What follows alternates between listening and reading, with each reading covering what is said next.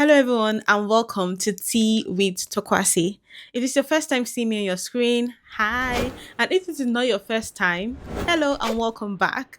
If you've not subscribed, please do. This is a free way to help me grow my channel and support this whole channel and the work I put into making these videos. So I'll be really, really grateful if you subscribe. Today's video is about consent in marriage. And this lady, I will go as far as calling her a girl because she's 19-year-old. So I don't know what a 19-year-old is coming to tell us about marriage. Or I guess she got married at 19-year-old, but she still looks really young.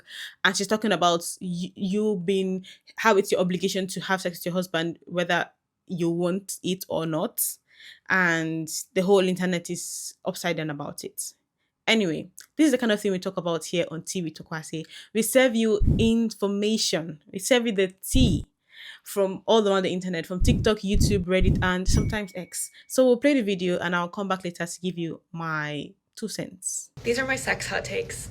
If you get offended, I'm sorry, but they probably apply to you, and the Bible is offensive. Number one, corn is cheating. Even if both of you consent to watching it together, it is still adultery. All forms of corn is cheating, along with your smutty romance novels. And just so we're covering everything here, men, if you get off to any other woman other than your wife, you are committing adultery. Number two, consent doesn't exist in marriage. I know this is going to piss a lot of people off, but when you get married, your body belongs to your husband and your husband's body belongs to you. Two become one, body, mind, soul, and spirit. Number three, it is your responsibility to stay attractive to your spouse. Just because you found the one doesn't mean it's time to let yourself go. Obviously, both of you are going to change as you age, but that doesn't mean to stop taking care of yourself. I'm really lucky to have a great example of this growing up. Both of my parents still go to the gym, they still eat healthy, they still take care of themselves, and they both look amazing. Number four, chastity is reserved for fasting and prayer, not because you just don't feel like it. There are obviously many reasons why you should not deny each other as husband and wife, but women, specifically for your husband, when you continuously deny him, you are opening up that temptation for him to go elsewhere or to look at other things, okay? You two are one, body, mind, soul, and spirit. This video applies to married people only. Love ya. So as I always say, the worst people, I grew up in the church, by the way, and I am Christian. I'm still Christian.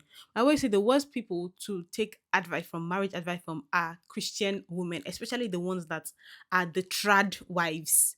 Those are the worst. They are the most delusional people. They don't live on this planet. They don't live in this existence with us.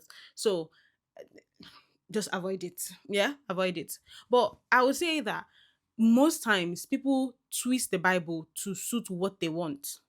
Yeah. So the scripture of wives submit to your husbands, they forget to mention the part where they say, husbands, love your wife as Christ loved the church. Do you know what Christ did for the church? He died for the church. Yeah.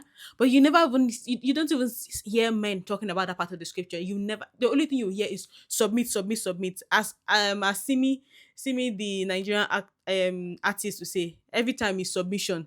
Every time is submission. Is there an assignment? Every time you are submitting and submitting, it does not make any sense if you are only taking one part of the scripture and you're leaving the other part of the scripture, because there's supposed to be a balance in it.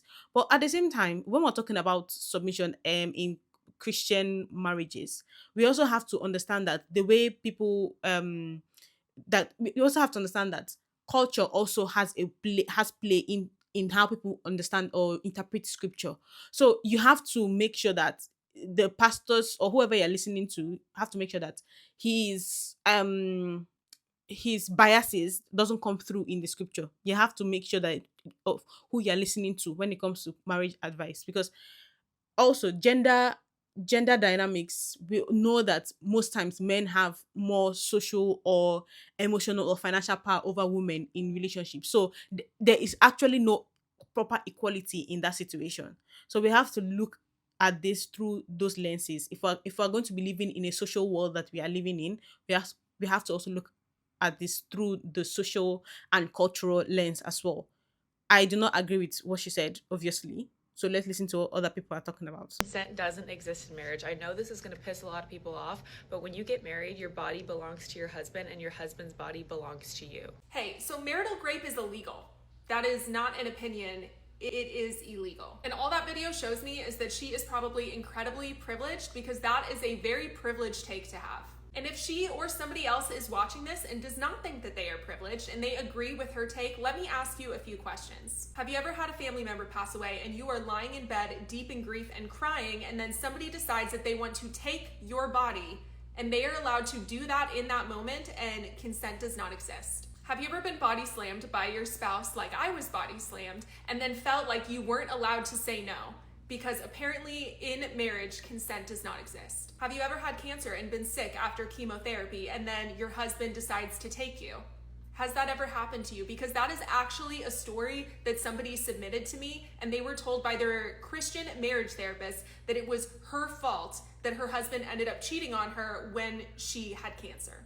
Have you ever woken up in fear and disoriented because somebody is taking your body and they are allowed to do that without asking, without waking you up, because apparently consent does not exist? Have you ever said no before and someone not listen and feel that level of fear knowing that your voice does not matter? These are all real stories that have happened, and I'm sure that they have not happened to you. Consent in marriage does exist, and you did not sign away your body the second that you decided to get married. And also, you can just say no.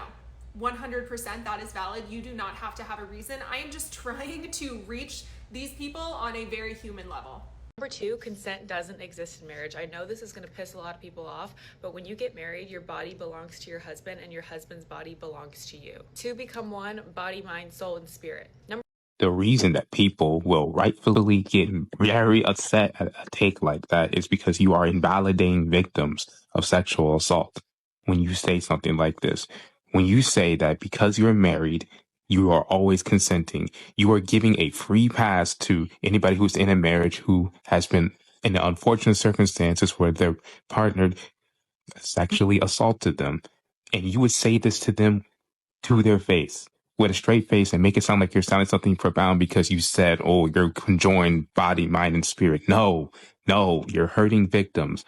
Why would you say this? Why would you think this? Like, we need to stop trying to have these hot button takes because you end up just saying things that's hurtful rhetoric. Please stop and please be better. You are committing adultery. Number 2, consent doesn't exist in marriage. I know this is going to piss a lot of people off. I'm going to stitch this because this needs to be said. This creator is 1000% wrong. Consent in marriage is 100% needed, valid. As somebody who was essayed and raped in her previous marriage, consent, it doesn't get erased when you get married. And the rhetoric that this person is spewing absolutely hurts my heart, because there are girls on this app who are going to listen to this and think that what their husband is doing is okay when it is 1000% not. This creator is young. From what I've read in the comments, this creator is young and she's only been married a very short time with no children. And I hope that she never lives through the abuse and the nightmare that I lived through with my ex-husband, because it would 1000% change your mind. And yes, I am mad because what you are doing is pushing something that is 1000% wrong. I hope that you learn. I hope that you understand. I really kind of hope that this is rage bait. But I don't know, because I'm not a big TikTok person. You know that. You guys know that. I've posted multiple times. But she is 1000% wrong. And if you are watching her, please understand that you can consent or not consent, even in a marriage, at any time. No is still an option in marriage. Your husband, even your wife, they're not entitled to anything. So the fact that this is what she is saying is just mind-blowing. And if you are stuck in an awful or toxic marriage, there is hope. It does get better. It seems like it isn't going to get better, but it does. I promise.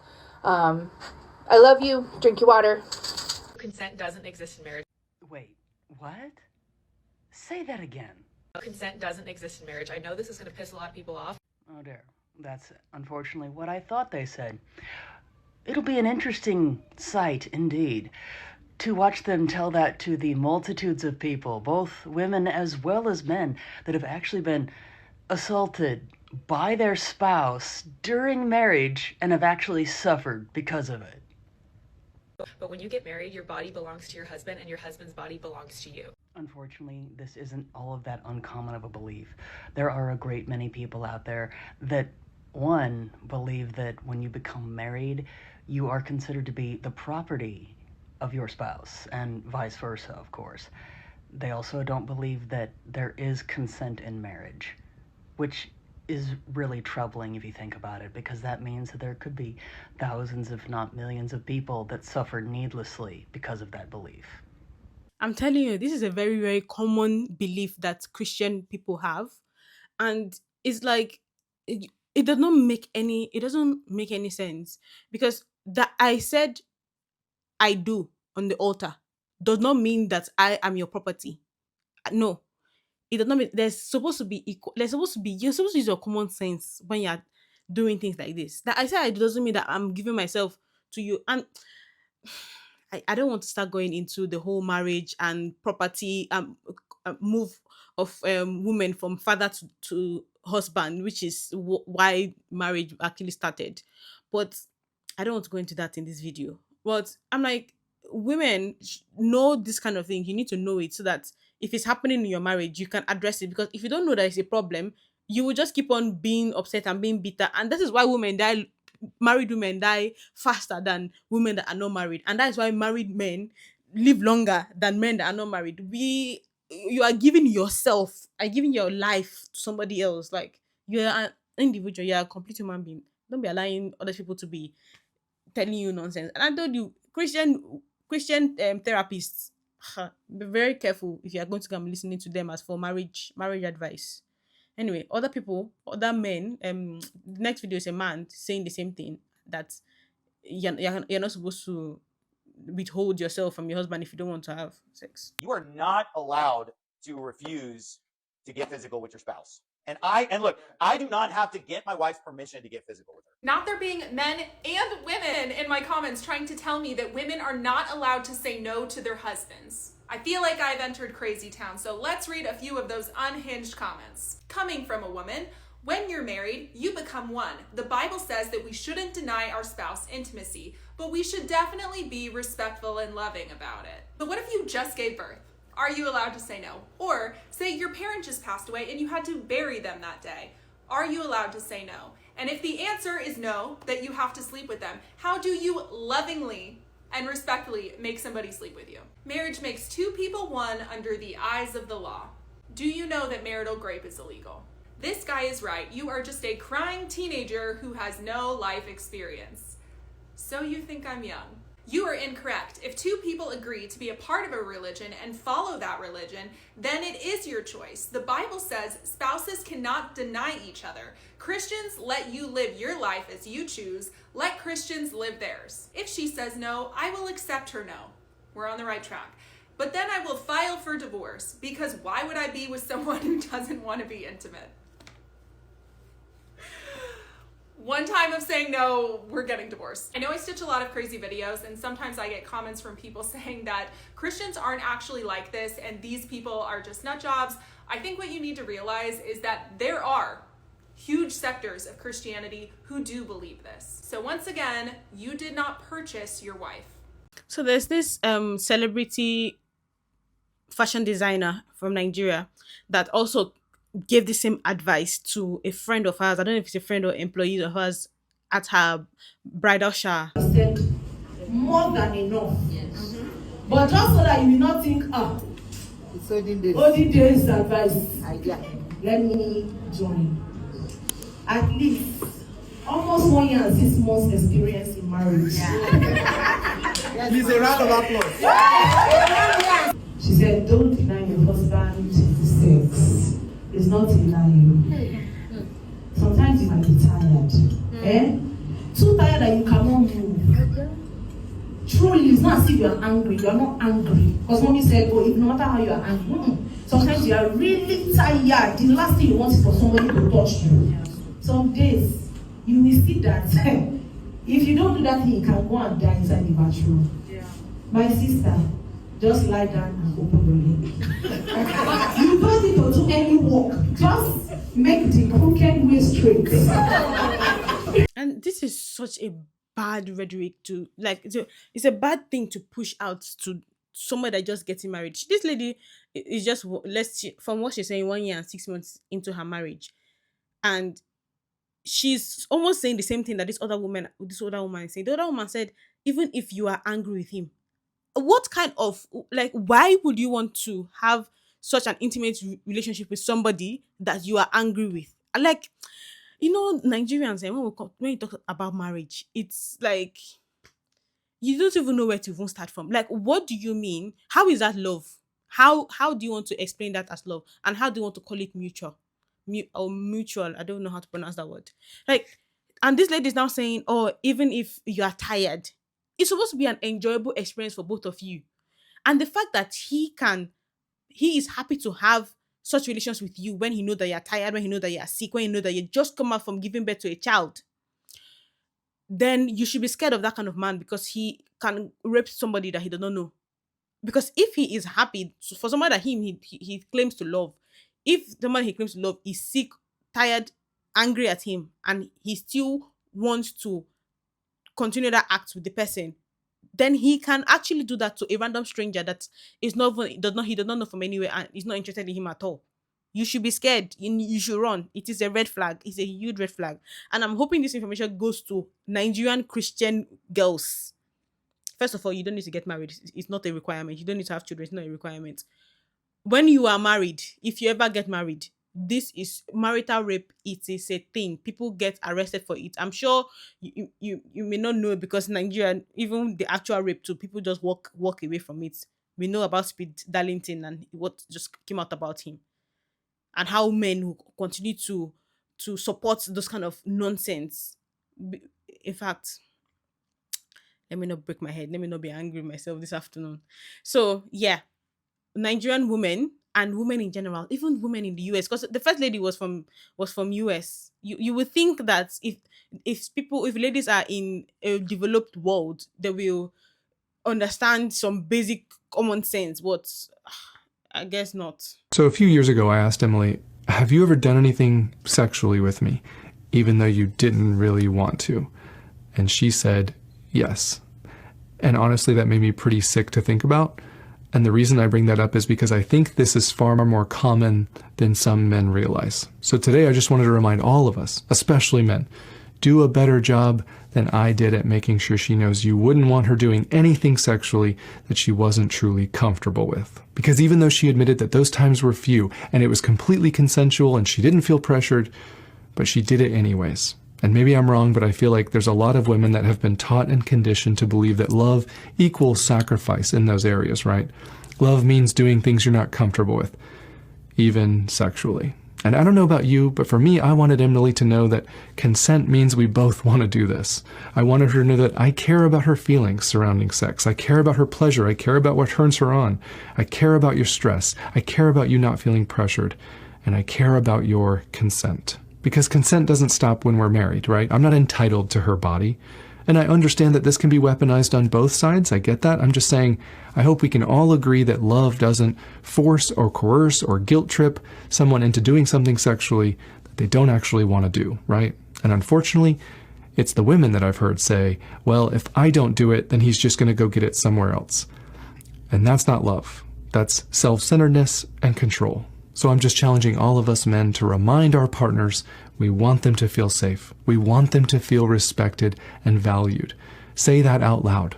But what that requires is honesty and transparency around if she's ever felt pressured or not. It means helping her to reject any mindset where she feels like she has to sacrifice her pleasure or abandon her boundaries in order to feel close to us.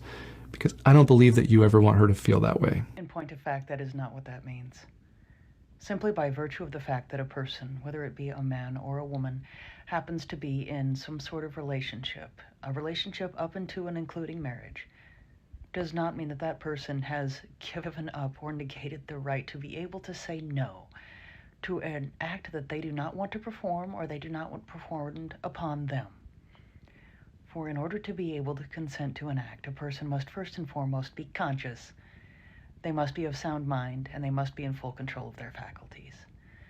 these are not very difficult concepts to be able to grasp. So I think that this way of thinking is best left in the past. In fact, it is best to go the way of the dinosaur. For after all, no person has given up the right to say no just because they are in a relationship.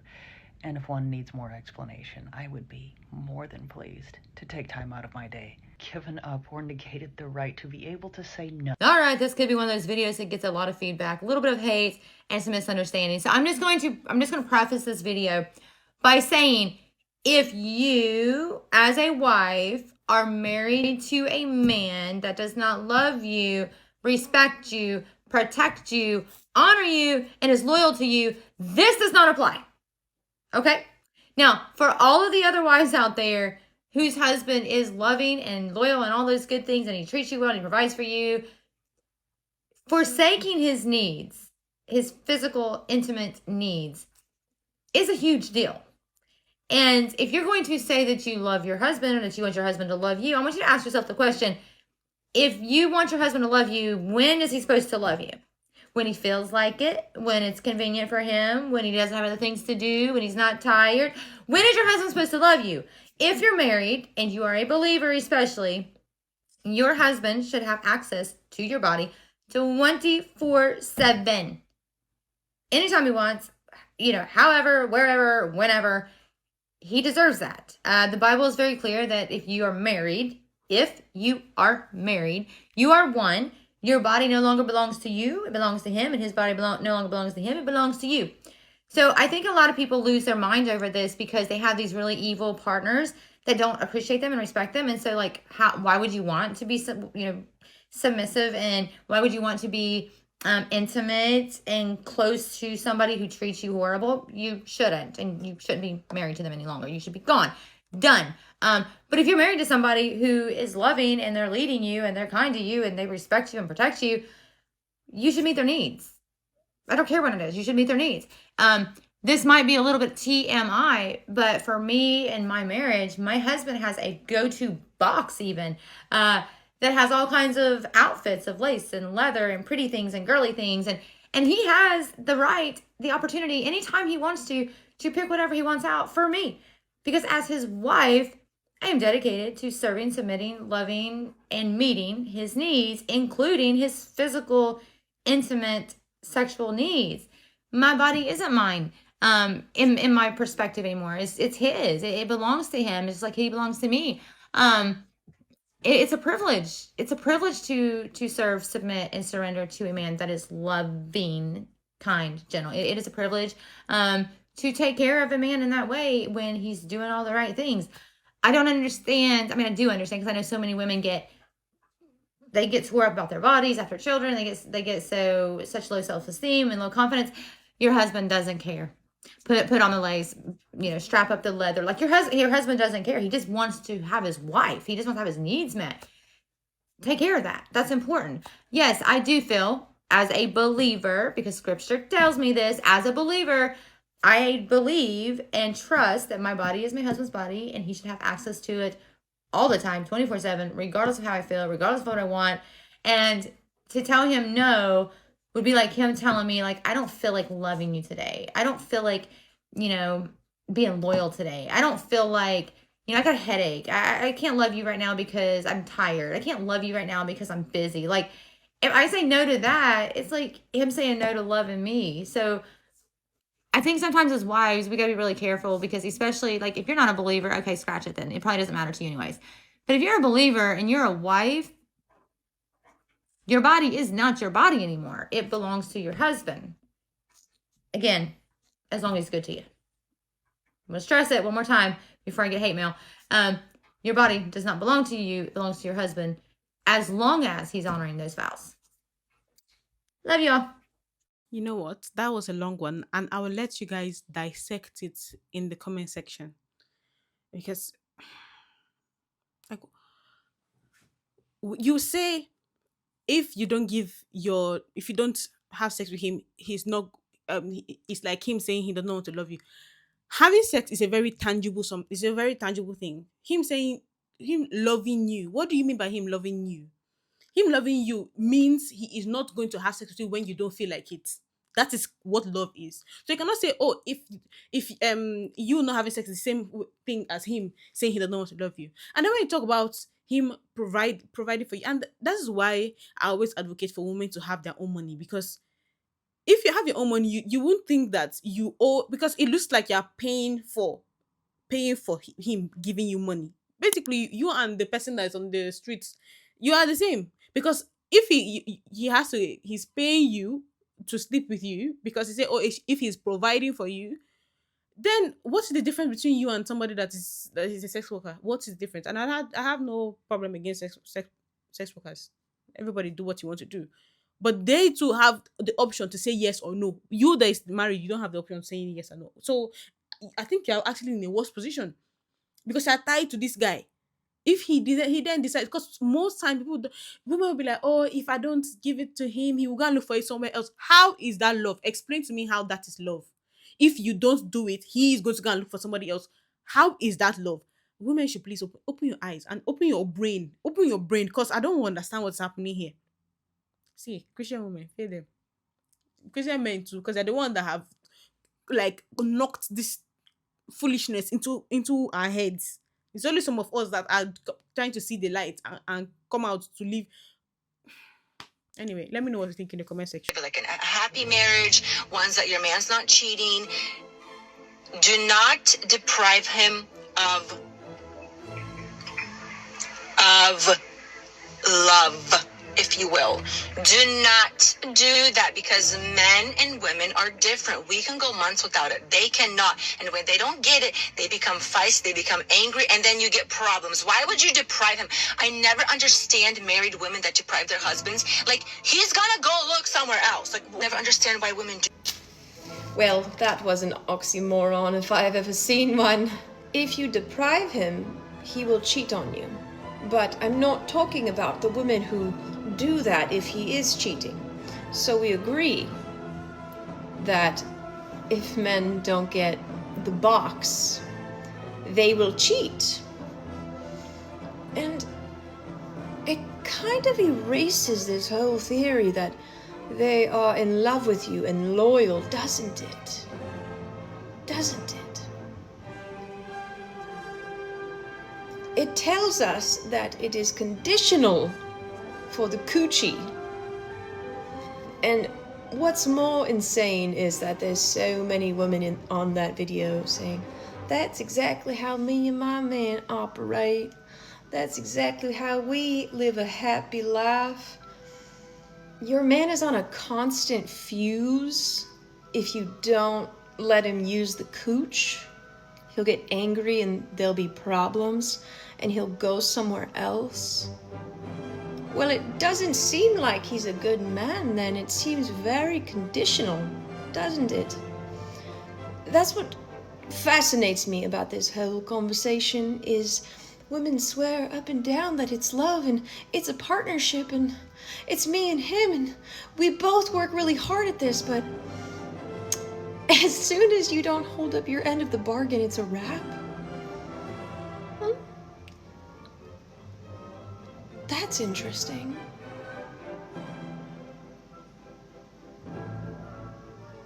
It's almost like it's a one-sided deal. Because it always has been, right?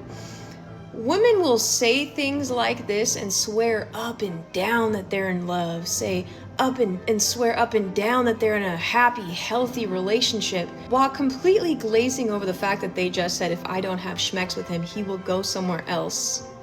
So there never was any sort of loyalty.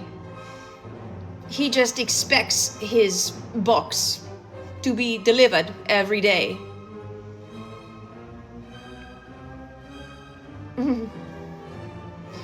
This is why I say that all work with men is S work, including marriage, including boyfriend, girlfriend. All of it is S work, okay? And women will swear up and down it's not until you tell them, okay, don't give them the box. Don't give them the cooch. Oh, well, I can't do that because then he'll go to someone else. Because he doesn't fucking care about you? Because it was never about you bending over for him. He just needs someone to bend over for him.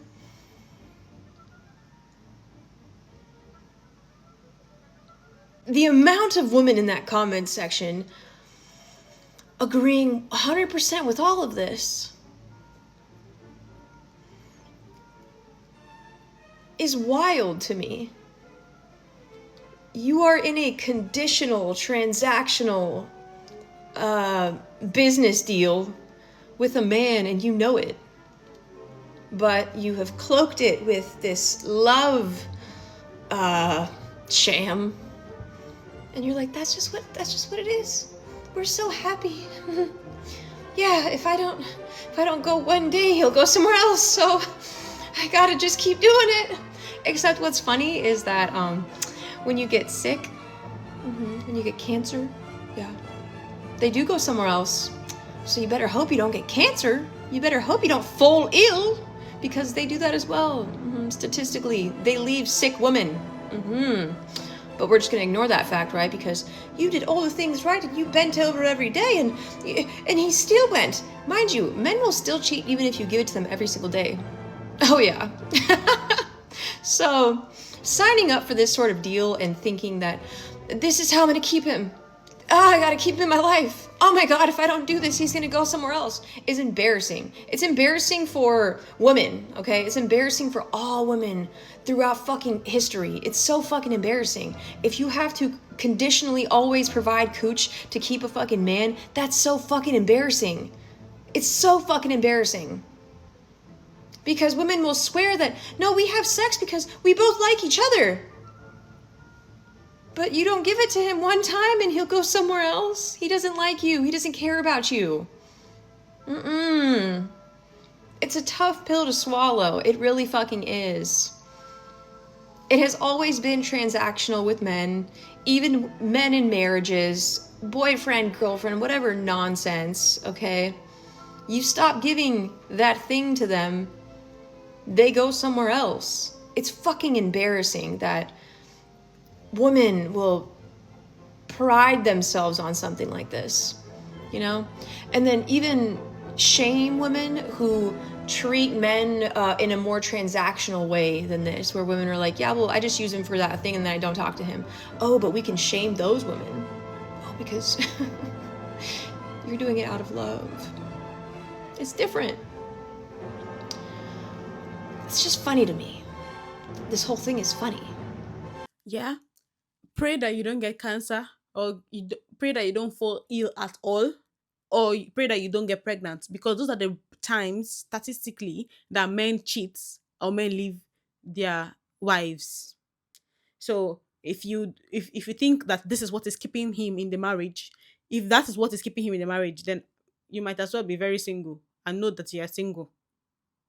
Because the other lady was saying, oh, he when he's doing he's providing. If you were not there, he would have still needed to go to work. It's not like he was not working before you came. He was working before he came. So he's not actually doing as much of a sacrifice that you actually think he's doing.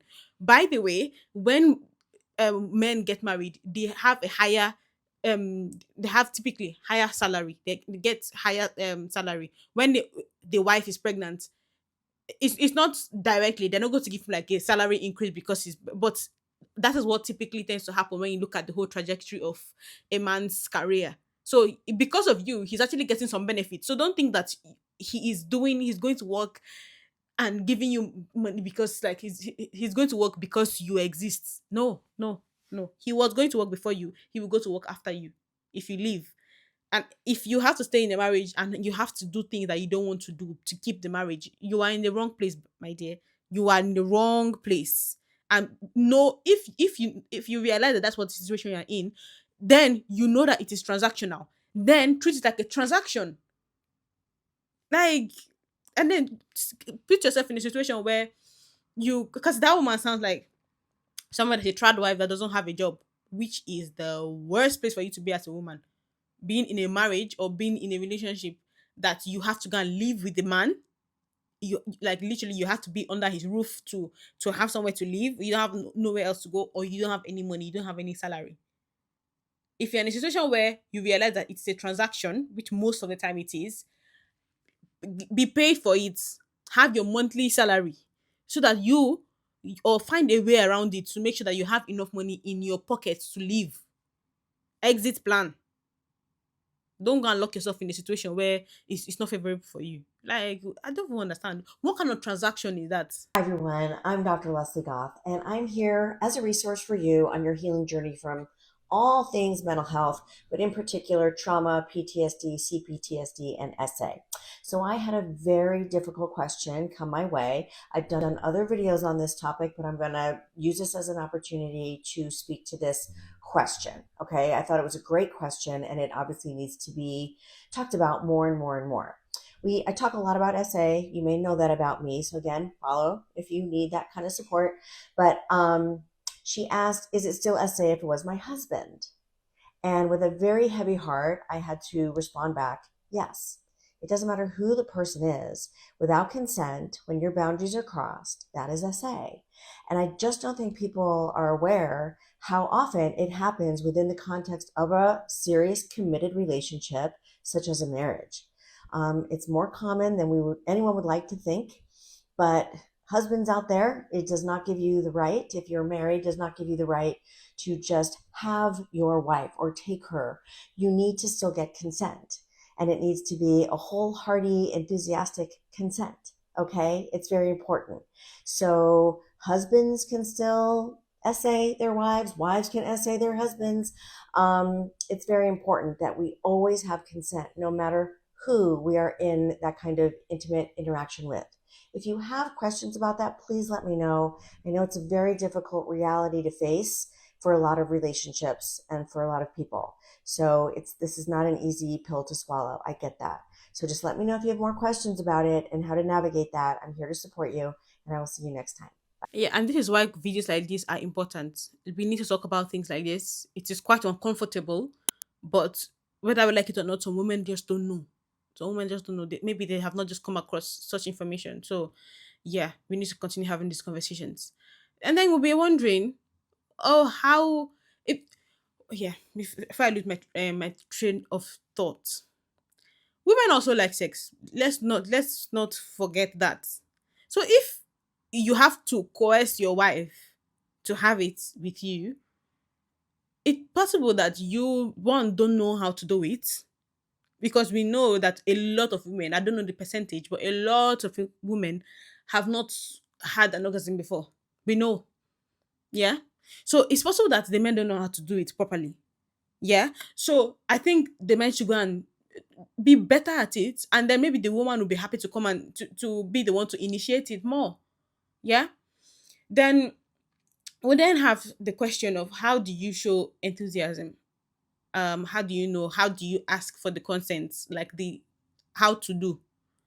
I will see it in the next video. How am I supposed to know that a woman is just saying yes because she's afraid of the consequences of saying no? And how am I supposed to verify that she is enthusiastically consenting? Based on this person's posting history, I do not believe that they are asking these questions earnestly, but they are the right questions to ask. And if you don't have an answer to those questions, you have no business having any sexual contact with anyone. You should be thinking about what the consequences of a person saying no to your advances are for that person. You should make it a priority that there are no negative consequences for them to say no to you. The only reason that they should have to say yes to intercourse should be that they want to have intercourse. If there are any negative consequences for them to say no, then they cannot authentically give their consent. So how do I verify that fear is not in the room?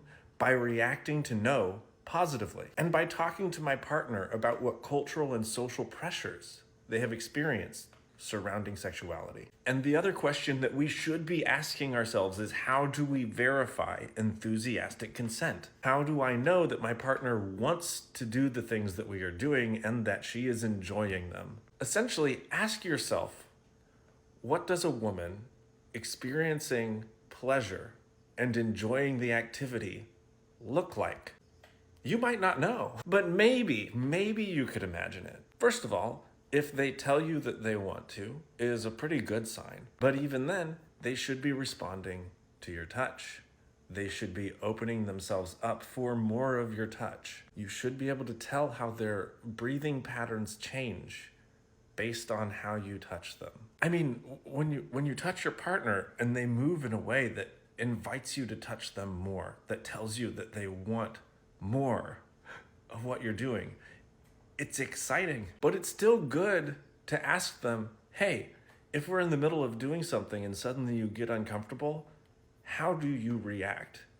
How would I know? They might be able to just answer that question for you and give you specific things to look for. If you are sexually active and someone asks you, how do you make sure that your partner is consenting and is not being coerced? You should have an answer. And if someone asks you, how do you make sure that your partner is enthusiastic and really enjoying the activities that you are doing, you should have an answer. And if you do not have an answer to either of those questions, you have no business being sexually active. This person asked a very good question, but before I answer it, I want everyone to take a moment and listen to their voice. Through it all, my eyes are... Before I make video responses to comments, I always look at a few of their videos just to see who it is I'm responding to, and that blew me away. Anyway, the question is, how do you ask when the other wants to be touched? Wouldn't you have to ask like constantly? I actually get this question a lot because you want to touch your spouse, obviously, but you don't want to touch them if they don't want to be touched, but you also don't want to be like tiptoeing around, like do they or do they not, or having to ask for permission to touch them every second of every day. But for us, it's really not like that at all. My wife and I have been together for 17 years now, so we know each other really well. We know each other's body language. We have had a lot of conversations about consent, about how we like to be touched, when we like to be touched, how we don't like to be touched. For some things, we've given consent, perpetual consent, implied consent, where you can always touch me in this way. My wife knows that she can hug me at any moment of any day, and I want to be hugged. And I can tell when my wife wants to be hugged and when she doesn't. Most of the time, she's excited about being hugged and wants me to hug her. But if she's upset or frustrated about something or tired or has something else on her mind, those are moments she doesn't necessarily want to be touched. So if her body language isn't telling me that she wants a hug, that's when I will ask. I'll say, hey, do you want a hug, or can I hug you right now? And usually she says yes. Sometimes she doesn't want a hug. She says no. And I don't know what other people's nonverbal systems are. But for me, a lot of times we're just snuggling. And if I touch her in a certain way and she touches me in a certain way, it's not like we're asking for consent. It's just the way that our intimacy flows. It'll flow in one direction or another.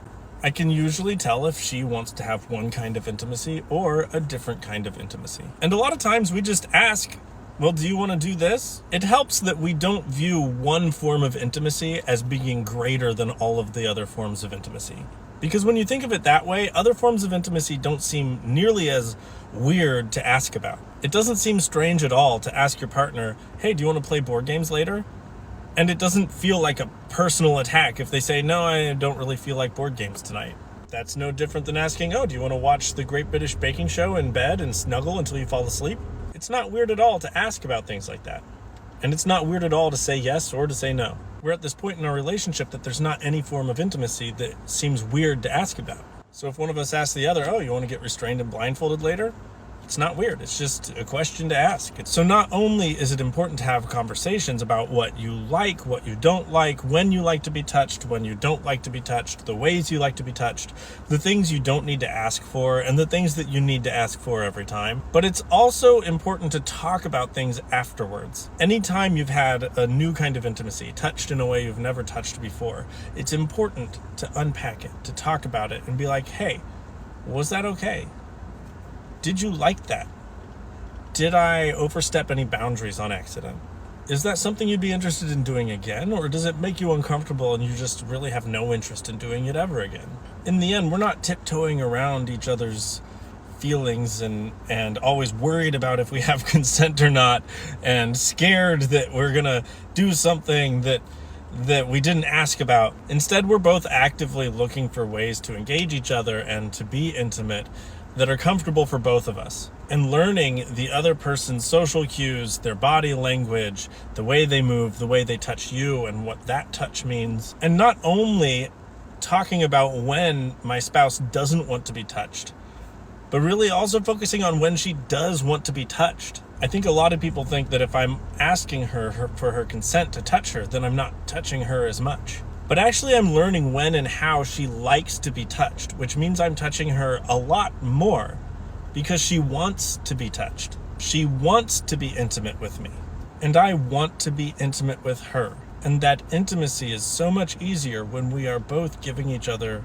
respect and listening to each other, and when all of our touch is consensual and none of it is damaging. I think one of the most important things he touched on that I haven't covered in this video is intimacy. There are different kinds of intimacy. Sex is not the only intimacy.